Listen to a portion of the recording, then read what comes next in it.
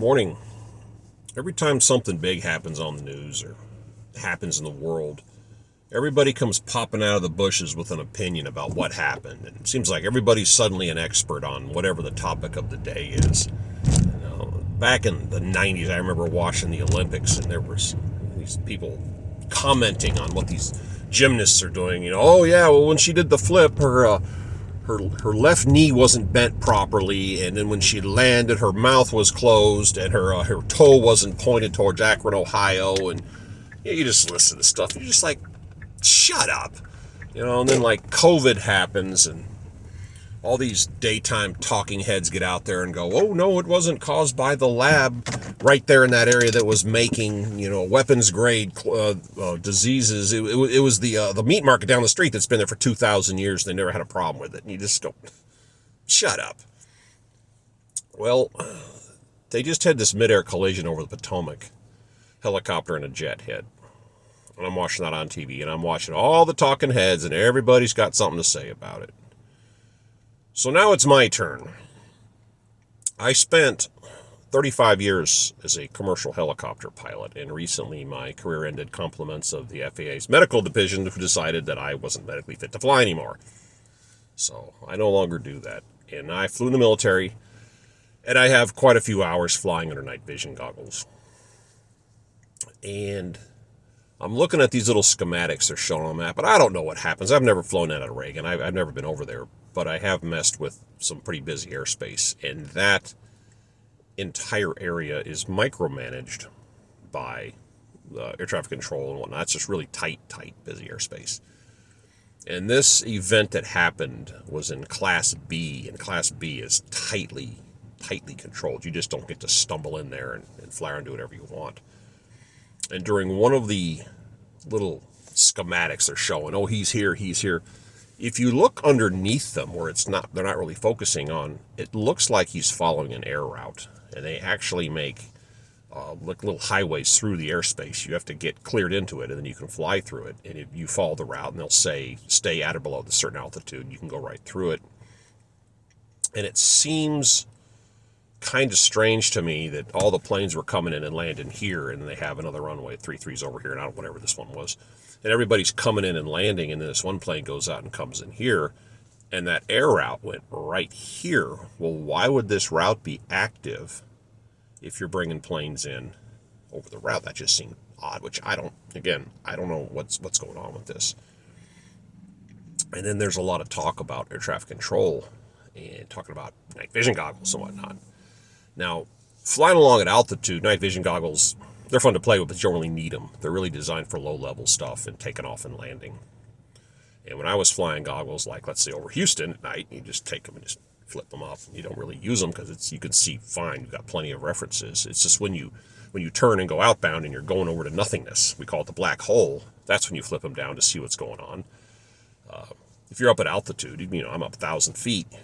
In our aircraft, we had a variation of an autopilot, and you set your altitude, your heading, or your destination, and you kind of leave it alone, and you would, flip the goggles down and kind of look around, see what's going on, and then flip them back up.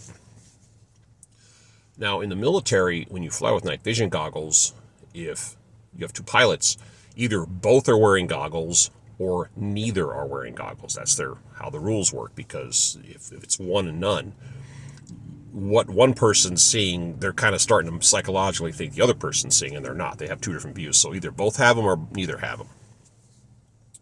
And looking at their route, they're coming down the Potomac, and the Potomac is going to be a black hole. But off to the side is going to be the city, which lit up. So now you've got this contradiction of sides. And I don't know what they're seeing, because they either both up or both down. And they get established on this corridor, I assume, based on what I'm seeing, they get established on this corridor. And they're showing these little schematics, these airplanes coming in, and there's further planes back in the line. So like I said, here's a runway and here's a runway. And this guy's coming in here, but everybody else is coming in here, and these planes are stacked up. Now, if you've ever been to an airport and you look up and you see a line of planes coming in, they're stacked higher and higher and higher. And I am wondering if the pilots weren't established and being told, they're dynamite, and they said, yeah, we'll keep clearance, and they're flying down the corridor. They're not taking off landing at the airport. They're not paying attention to the airplanes coming in. They're just listening to what the control or tower's telling them. if you look up and there's a line of planes and they're all stacked up just like this, and you're looking up at night vision goggles and you see a line of lights and it's just one big string of lights and that's all they're seeing, and they're blinded just because it looks like one mass. That could be, that's a could be. But I knew a guy that was an NTSB investigator, and something he told me was anytime you see a major air crash, they have to start with some type of an assumption as to what caused it. And he goes, and I don't care, he goes, 99.9% of the time, whatever the initial assumption is never correct. It's something else. And air crashes do not happen in a vacuum. It's not this one thing happened. It's a series of events that led to it. There's always, you start tracing it back. Well, this happened, which turned this sideways, and then this over here happened, and it turned a little more, and then this happened, and it turned a little further, and go bang, and eventually something breaks. It doesn't happen because of a single event. So everybody's pointing fingers, but it's kind of a waste of time. But from what I'm seeing, it appears he was on an established air route. He made radar contact. He had contact with the controller, and they were discussing it, and he said he'll keep visual separation,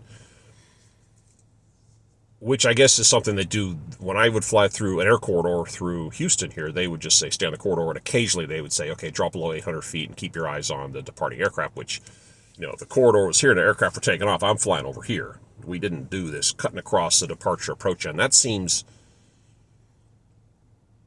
weird that they would intentionally send him down a corridor on the approach end of an aircraft. Now, mind you, he's talking to tower, and the guy on approach is probably talking to approach control. When I was going through the corridors, I talked to the tower, and I didn't listen to approach or departure control. I wasn't listening to those frequencies. So I don't know who's taking off or landing, other than they would occasionally say, do you have eyes on the aircraft taking off to the north? I go, yeah, that was it. So you're hearing different radio conversations, and I think possibly related to the windscreen of the Blackhawk, which really hasn't been a problem in the past, but it's got a lot of cuts in it. That guy may have been masked behind that, or they may have been blinded. I don't know, but it's just a really weird event. It's going to be strange to figure out what caused that. And they talk about TCAS, the Terminal Collision Avoidance System. It tells you, little screen down here tells you that it'll make noises, and it'll say, it'll show you physically 2 miles that way. It'll say plus 200 or minus 300. That means there's 2 miles over there or 200 feet above you, there's an aircraft, and then it'll show it's moving up or down. And they're saying that it goes off below 1,000 feet, which mine sure the heck didn't. Mine worked wherever I was. I don't know how that is.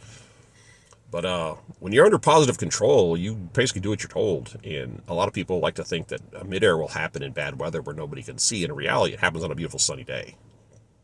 That's just a weird thing about it, because you're under positive control of the control tower, and those guys are under positive control of the control tower, saying they're going to do visual separation, which I've never been told that. I've just been told stay at a certain altitude and you're safe. But I'm going to go on a limb and say it had something to do with the planes stacked up coming down, and why somebody was cleared to fly that route, that runway, landing runway, and then this route that goes right across the approach end. Is weird, but we'll see. But that's my 2 cents. And again, I don't have anything to do with that. If I had a map, I would show you what I'm talking about, but I don't have any aviation maps here. All right. Have a great day.